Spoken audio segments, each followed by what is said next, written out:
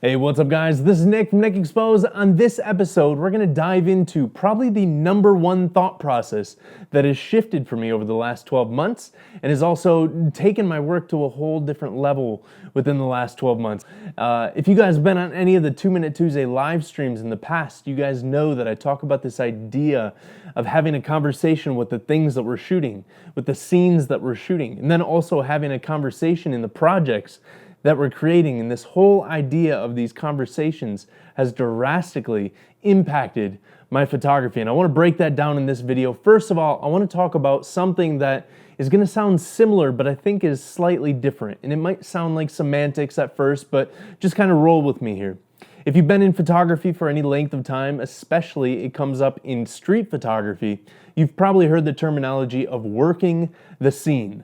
Tons of people talk about this idea, and it's a great idea, but at the same time, it was something that I started wrestling with and grappling with because in my mind at least, with working, right, working the scene kind of implies that it's something we do whether we want to or not, right? Sometimes we think of work and we think of a job and you have to punch in at 9, punch out at 5, and you just do the work whether you want to or not. And I think if we start approaching our photography in that kind of mentality and in that kind of way, it's really going to be lifeless, and it's really going to be just stuff that we've churned out because we're supposed to, versus something that we get to create, and we get to partner with the thing that we're creating in order to come up with something that's a little bit deeper and a little bit more exciting and enthralling, and that we get to hand off to the world and hopefully allow that conversation to translate over to them as well. So like I said, about 9 to 12 months ago, I started shifting my thought process from the idea of working a scene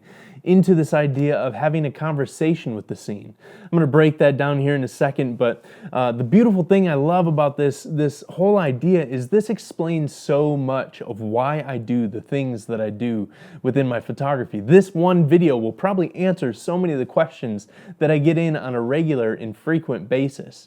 I get asked all the time of why do I shoot the things that I'm shooting? How do I not get burnt out by shooting the same city over and over? Grand Rapids here isn't the biggest city by any means, so I'm seeing a lot of the same buildings, even a lot of the same people on a week-to-week basis as I'm walking around doing my photography out here.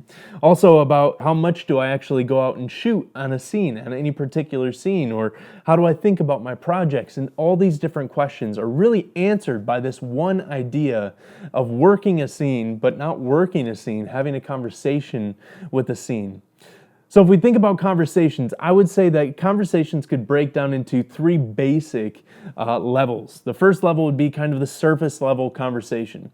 These are like when you run into the mailman and you're like, hey, how you doing? Good. Hey, how you doing? Good. You might even take it a step further and go, oh man, the weather's great outside today, right?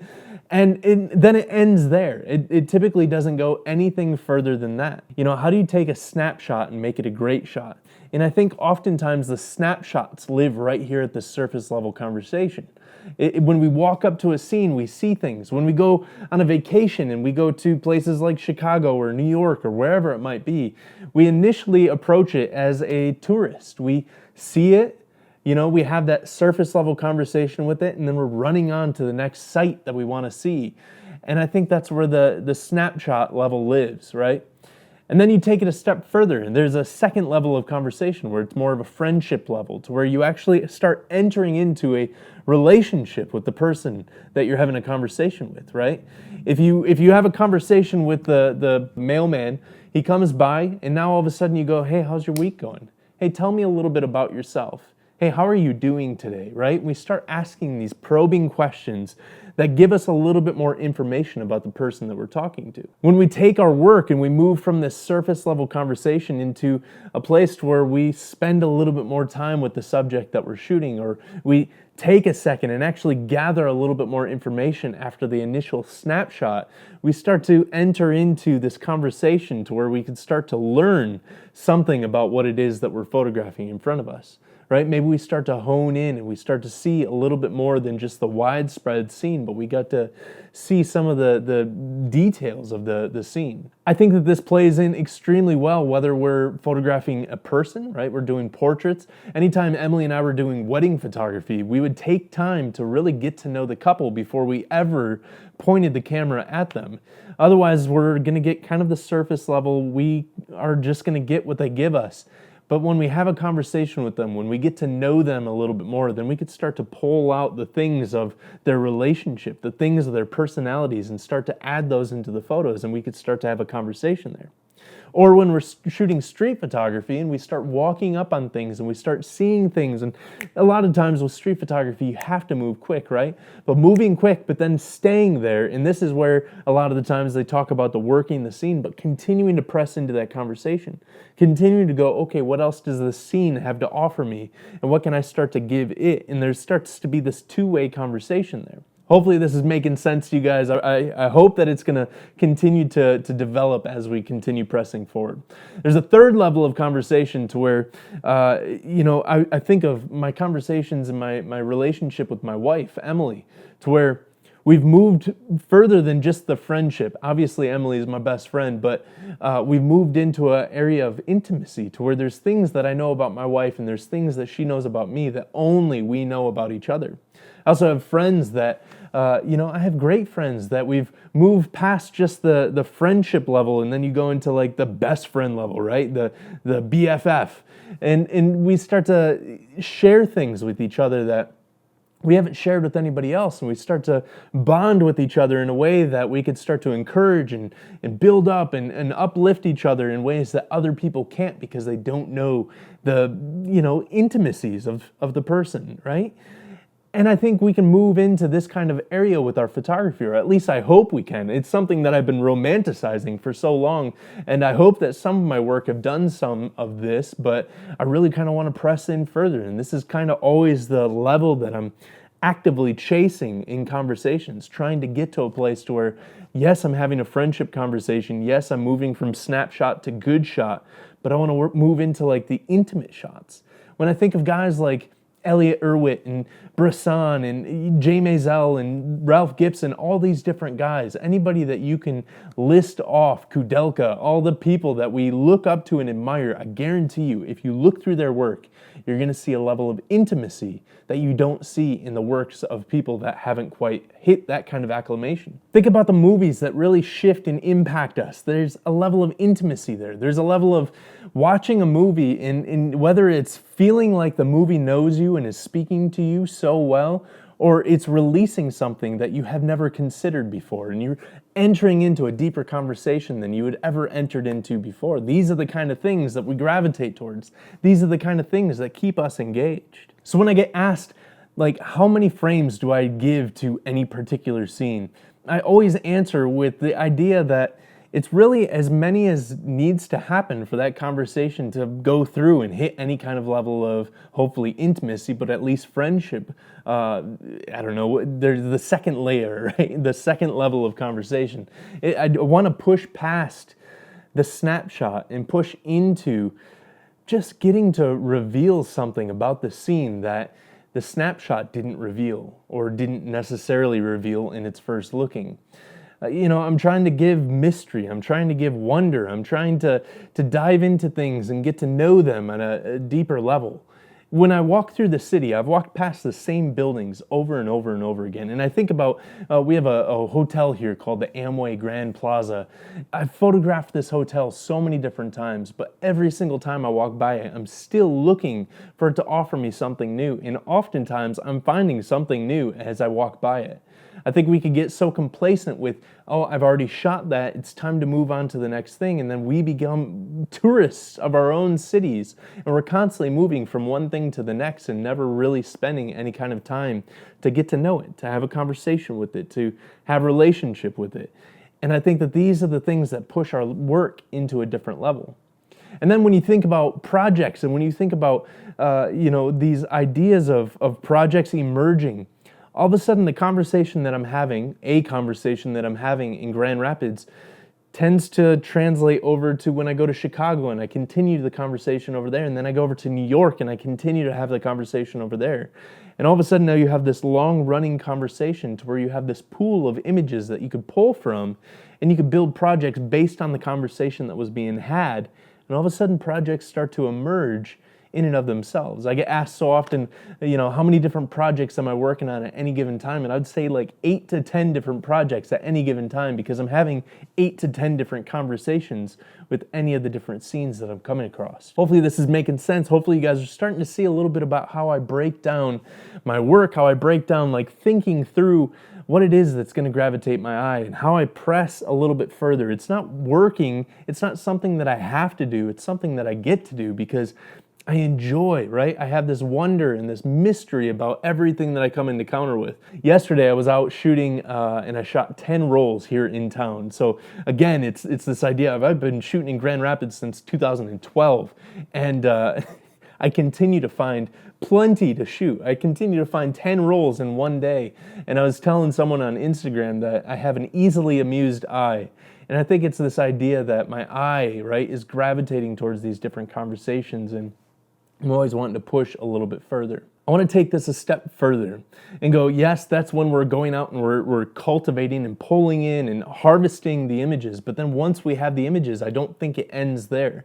When I print out my work and I put it up on the wall, I start to live with the work and I start to continue to have this conversation with the work. And oftentimes, if I'm being honest, right, not all of my artwork, not all of my photos that I create are going to last and stand the test of time. Sometimes the conversation ends, and all of a sudden I start to lose luster on them, and maybe the conversation will pick up in the future, but at that point in time, I no longer want to put those out into projects, into exhibitions, or even online. It's really just, I'm looking for the work that continues to have this conversation for the long run. Like the idea of the birds in flight photo, that photo I continue to have a conversation with. It still speaks to me and it still offers me something that I haven't lost. I continue to look at it. I continue to look at some of my other work. But then also when I put it into a project, now that project has a conversation of itself, and now I can be happy with the conversation that's being had versus being focused on the details and the small details and, oh, that image, maybe it should have, maybe it shouldn't have been in there. I start asking, was the conversation that I was trying to offer to the audience, to the viewer, was that done well, right? How many times have we walked away from a conversation and we go, maybe I shouldn't have said that thing, but at least the conversation as a whole was a joy, right? At least the conversation as a whole left us better, left us more engaged, left us in a deeper relationship. And I think when I started to apply that to my projects, I started to be able to be happy when the projects are going out there. I hear so many people that continue to nitpick projects after the fact is done, right? After they're done and said and out in the hands of people. I really just focus on, did I do the conversation and did I offer the conversation that I was trying to offer to the audience? Did I offer it well? Because then it's up to them to have the conversation with it. And it's not going to have a conversation with everyone. And I realize a lot of this kind of thought process is a little lofty, but I don't want to define it down to a T, because I want to kind of offer this as a tool for you guys to be able to think through and to be able to wrestle through on your own and see where it brings you as well. And then lastly, I would say, as far as offering work to people, there's this idea of, I start asking myself, okay, this was the conversation that I had with the scene, right? The thing that I perceived first and foremost. That's the conversation that I had with it. Is it going to have the exact same conversation, or should it even have the same conversation when I offer it to other people? And when I start thinking through that, I could start to think about how maybe the audience, maybe, whoever it is that's going to look and read through the zine or look at the exhibition or whatever, I could start to think, what kind of conversation am I trying to offer to them? I've talked about it in the zine series. I'm going to link to that up top here, but the zine series it goes through, and when I talked about how I sequence stuff, I give myself a question to answer. I start asking myself a specific question, and then I have a conversation with that question with the images, and then everything starts to come together because of the images answering the question and me finding the conversation in there. And then I start going, okay, if that's the question that I want to offer to people, how many of these images are going to offer that conversation to them and offer it well? And like I said in the past, sometimes images that are extremely striking and have conversations on their own don't always have the best conversations within a body of work. And just having this conversation about conversations within our minds really kind of starts to shift some things and put some things in perspective to where we can start thinking on it in a different level. thinking on it in a way of trying to get to the intimacy, trying to offer the intimacy that Elliot Erwitt and Kudelka and whoever has within their works as well. I think when we start to focus on hitting intimacy versus recreating what other people have done, then we could start to say new stories and have new conversations, but still have the same weight, the same depth, and the same meaning, despite having completely different subject matter, completely different visual styles or anything like that. So I look forward to hearing you guys' thoughts on this down below. Please go and share this video with anybody that you've been having a conversation with on, taking your work to a different level, moving past the snapshots, building projects, whatever. If you think that this video is gonna serve anybody else, I would love for you to share this with them and have them join the conversations as well. So leave your comments down below. I look forward to continuing this conversation, having this discussion down there. And then also, if you're new to the channel, hey, welcome. We're so glad you're here. We have an amazing community here at Nick Expose. On Tuesdays, we have things called 2-Minute Tuesdays where we dive in deep on creative thought process and really thinking and working through our work in new ways. We do a 2 to 4 minute video in the morning. And then in the afternoon, we jump onto a live stream and really kind of dive into it as an entire community. So we also have stuff on like building camera straps with leather belts and bulk loading and all sorts of different things. So go and check out the rest of the channel, like and subscribe down below. We hope you will join our community, and we look forward to seeing you in the comments down below as well. So thank you guys. I appreciate you guys. I would love to hear you guys' thoughts on this. This is something that I've been really grappling with over the last 12 months, so I think it's gonna serve you guys well. And if not, I'm okay with that as well, and I'd love to hear that down below. But I will see you guys on the next video, and until then, go and push yourselves 2 stops. Peace.